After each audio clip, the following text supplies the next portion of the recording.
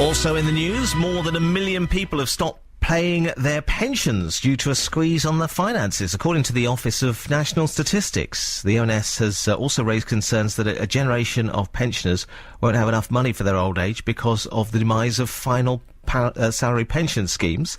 It's in its Pension Trends report. Let's talk to Jennie Kreser, who is Head of Pensions at Silverman Sherliker in London. Hello, thanks for joining us, Jennie.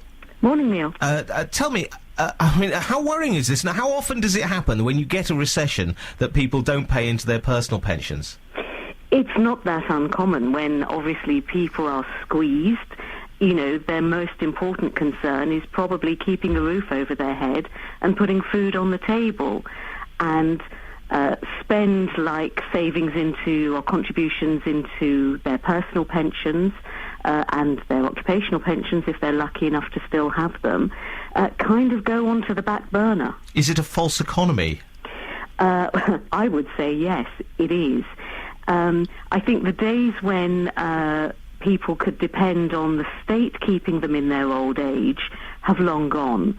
The value of the state pension in comparison to their overall average income has reduced year on year, and in fact the UK certainly has one of the lowest state pensions relative to national earnings of any country in Europe.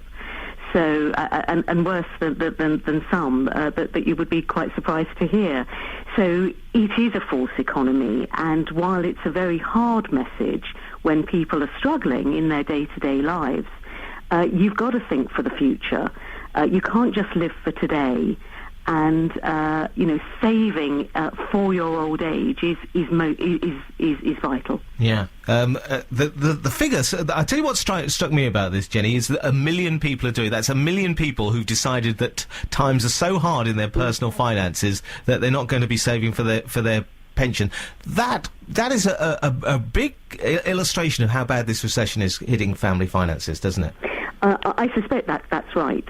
And as I say, you know, when you've got the option of clothing your children or feeding your children, which for some people that's the choice that they're faced with, or paying into a pension. You know, what are you going to do? Absolutely. Yeah, the pension seems a long way off, doesn't it? Does. I'll worry about that when we get a little richer. Exactly. Jennie Kreser, thanks for joining us. It's a pleasure. 7:22. This is BBC Sussex.